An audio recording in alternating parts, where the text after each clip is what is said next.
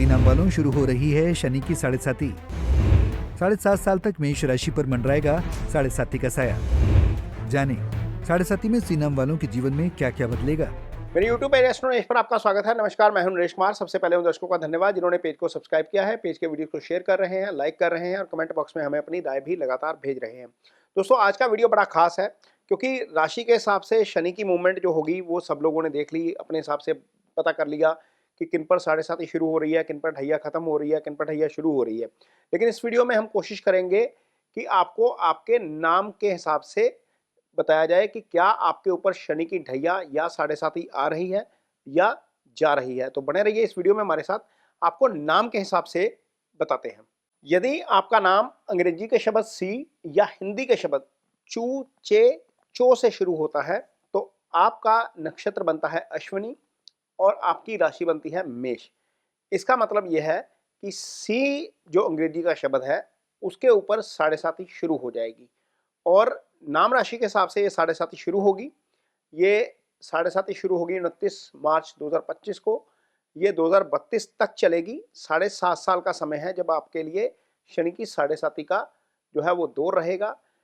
इस दौरान आपकी कुंडली में क्या क्या चीजें प्रभावित होंगी ये वीडियो में आगे बताते हैं। तो मेष राशि के जितने भी जातक हैं उनके ऊपर जो ढैया है पहली वो शुरू हो जाएगी शनि की 29 मार्च 2025 को। आप देख सकते हैं कुंडली में शनि आपके 12वें भाव में आ जाएंगे। 12वें भाव में जब शनि बैठते हैं तो तीसरी दृष्टि से आपके दूसरे भाव को देखते हैं। ये धन का भाव होता है। यहाँ पर आकर शनि थोड़ा सा धन की हानि करवा सकते हैं, पारिवारिक कष्ट दे सकते हैं। बॉडी के यदि हम पार्ट्स की बात करते हैं तो 12वें जब शनि बैठते हैं तो जो 12वां भाव होता है आपकी लेफ्ट आई होती है और जिस भाव को देख रहे हैं वो राइट आई होती है।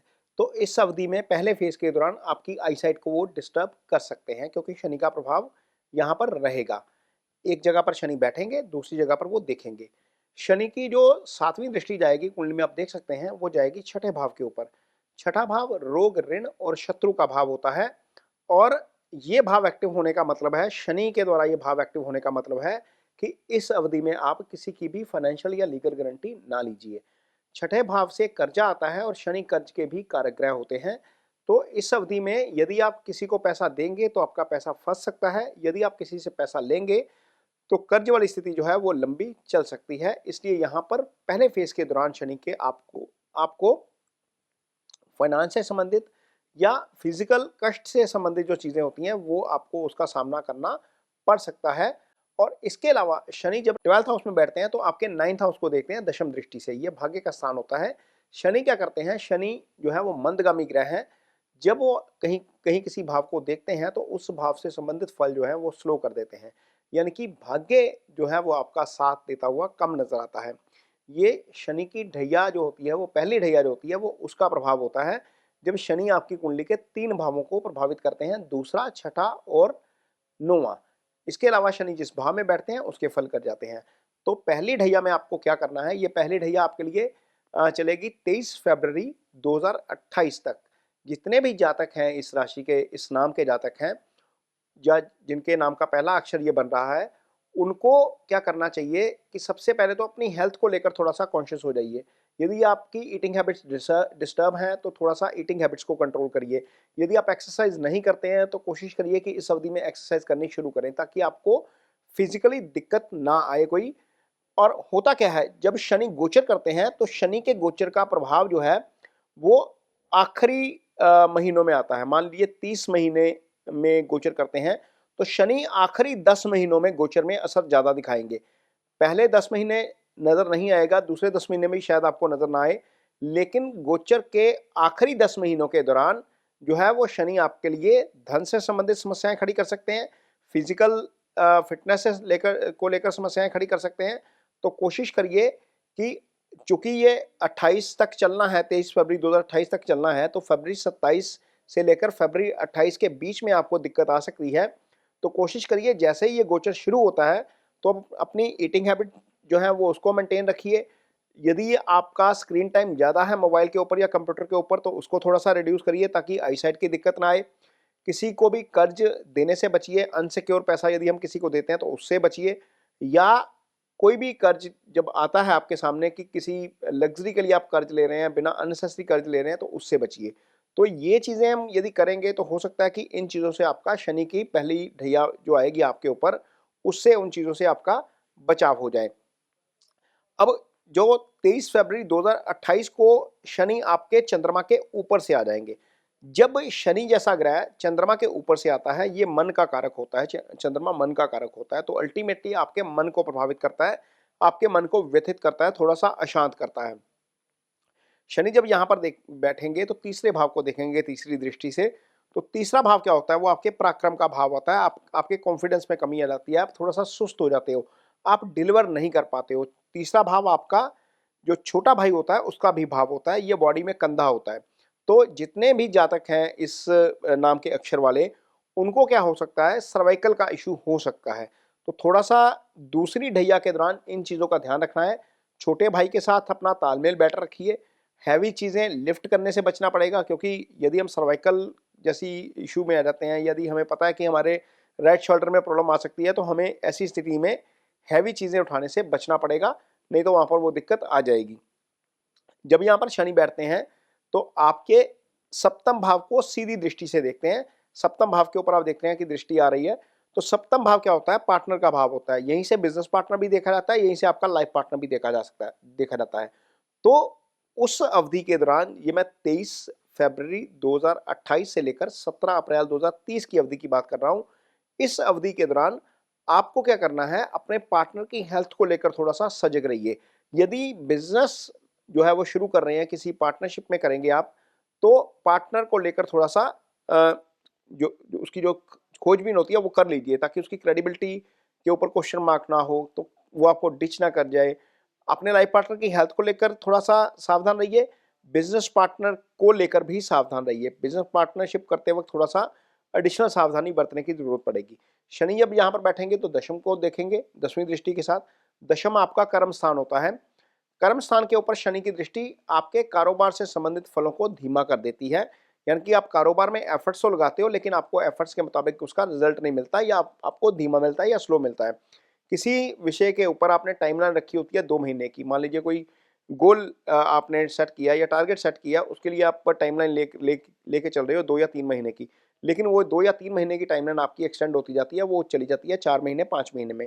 तो ऐसी चीज़ें शनि के ढैया के दौरान, आखिरी ढैया के दौरान हो जाती हैं, दूसरी ढैया के दौरान हो जाती हैं। तो दूसरी ढैया के दौरान जब शनि आपको आपके दशम को प्रभावित करेंगे, तो चीज़ें थोड़ी सी वर्क फ्रंट के ऊपर हो सकता है कि कहीं ना कहीं प्रॉब्लम हो सकता है कि इस अवधि के दौरान यदि आप कारोबार नहीं करते, नौकरी करते हैं, तो चीज़ें आपके मुताबिक ना हो, आपके असाइनमेंट्स थोड़े से डिले हो जाएं, कार्यस्थल पर आपके खिलाफ कुछ माहौल बनना शुरू हो जाए।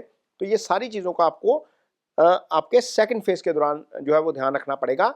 ये सेकंड फेज आपका रहेगा 23 फरवरी 2028 से लेकर 17 अप्रैल 2030 तक। इसके बाद क्या होगा, इसके बाद तीसरी ढैया शुरू हो जाएगी, शनि आपके सेकंड हाउस में आ जाएंगे। तो सेकंड हाउस में जब शनि बैठते हैं तो आपके फोर्थ हाउस को देखते हैं। फोर्थ हाउस आपका सुख स्थान होता है, मदर का विचार फोर्थ हाउस से किया जाता है। तो जब सुख स्थान के ऊपर शनि की दृष्टि आएगी, तो इससे संबंधित फल जो है वो थोड़े से डिस्टर्ब हो सकते हैं। फोर्थ हाउस से हम क्या करते हैं, फोर्थ हाउस से जितनी भी हम प्रॉपर्टी की खरीद करते हैं, जितनी भी एसेट बनाते हैं, गाड़ी लेते हैं, कार लेते हैं, वो सारी आपके फोर्थ हाउस से आती है। मदर की हेल्थ का विचार फोर्थ हाउस से होता है। तो इस अवधि के दौरान, यानी कि 30 आपके 2030 के दौरान, 17 अप्रैल 2030 के बाद आपको थोड़ा सा इस विषय में ध्यान देने की जरूरत पड़ेगी। यदि आप इस अवधि के दौरान कोई एसेट खरीदने की योजना बनाएंगे या कुछ करने की योजना बनाएंगे इस विषय में, तो आपको थोड़ा सा एक्स्ट्रा ध्यान रखना पड़ेगा। प्रॉपर्टी के कागजात, लोन के कागजात, क्योंकि नॉर्मली हम लोन के ऊपर भी प्रॉपर्टी खरीदते हैं, तो थोड़ा सा ध्यान देकर खरीदिएगा, कहीं आपको कोई गलत प्रॉपर्टी ना मिल जाए जो आपके लिए बाद में बेचना मुश्किल हो जाए, या जिसके आपको उसके उतने रिटर्न जो है वो अच्छे ना मिल पाए। इन चीज़ों का ध्यान रखना पड़ेगा। मदर की हेल्थ को लेकर थोड़ा सा विचार यहाँ पर ध्यान रखना पड़ेगा। यहाँ से मदर की हेल्थ देखी जाती है। जब शनि दूसरे भाव में बैठते हैं तो धन की हानि कर जाते हैं। धन भाव होता है ये, क्योंकि शनि की दृष्टि अष्टम के ऊपर होती है, और अष्टम आपका सडन लॉस का भाव होता है। सडन प्रॉफिट भी यहीं से आता है, सडन लॉस भी यहीं से आता है। तो ऐसी स्थिति में कई बार सडन प्रॉफिट हो जाता है, लेकिन लॉस की संभावना इसलिए रहती है क्योंकि शनि अष्टम भाव के कारक भी है, ये आयु स्थान होता है, यहाँ से दुर्घटना भी देखी जाती है। तो इस अवधि में आपको गाड़ी थोड़ी सी धीमी चलानी पड़ेगी। ये चीज़ें आपके साथ हो सकती हैं शनि की तीसरी ढैया के दौरान, जितने भी जातक इस नाम के हैं या इस जिनका नाम इन शब्दों से शुरू होता है, उनको थोड़ा सा इस अवधि के दौरान अष्टम के फल थोड़े से ध्यान में रखने पड़ेंगे। शनि जब दूसरे भाव में बैठते हैं तो 11वें भाव को दृष्टि देते हैं। 10वीं दृष्टि आप देख सकते हैं 11वें भाव पर जा रही है। ये आय स्थान होता है, यहाँ से हम रूटीन की जितनी भी अर्निंग होती है आपको वो यहीं से देखी जाती है, तो आय को प्रभावित कर सकते हैं।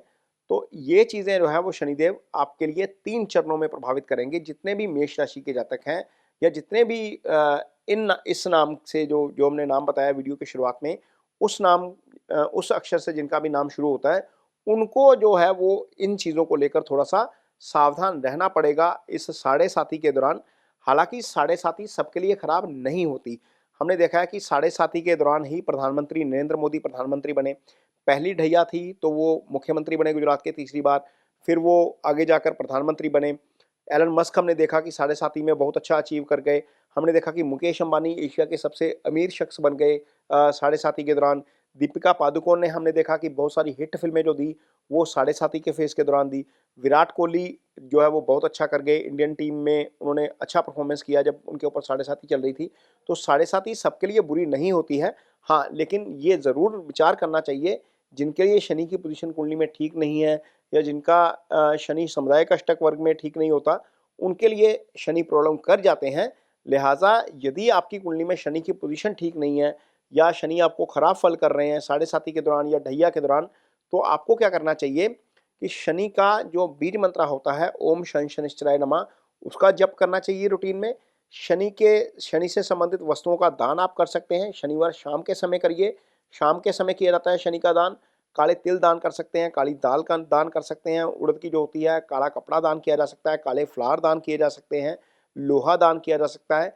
ये दोनों चीज़ें मंत्रास और दान, ये दोनों ही चीज़ें आप अपने नाम का, अपने गोत्र का, अपनी राशि का, अपने नक्षत्र का संकल्प लेने के बाद करेंगे तो इसका फ़ायदा आपको ज़्यादा होता है, क्योंकि संकल्प के साथ किया गया दान राजसिक दान की कैटेगरी में आता है। राजसिक दान ही शास्त्रों में अच्छा दान माना गया है। उम्मीद करते हैं ये वीडियो आपको पसंद आएगा। यदि ये वीडियो अच्छा लगे तो इसे शेयर ज़रूर करिए, पेज को सब्सक्राइब ज़रूर करिए। इसके साथ ही मुझे दीजिए इजाज़त। नमस्कार।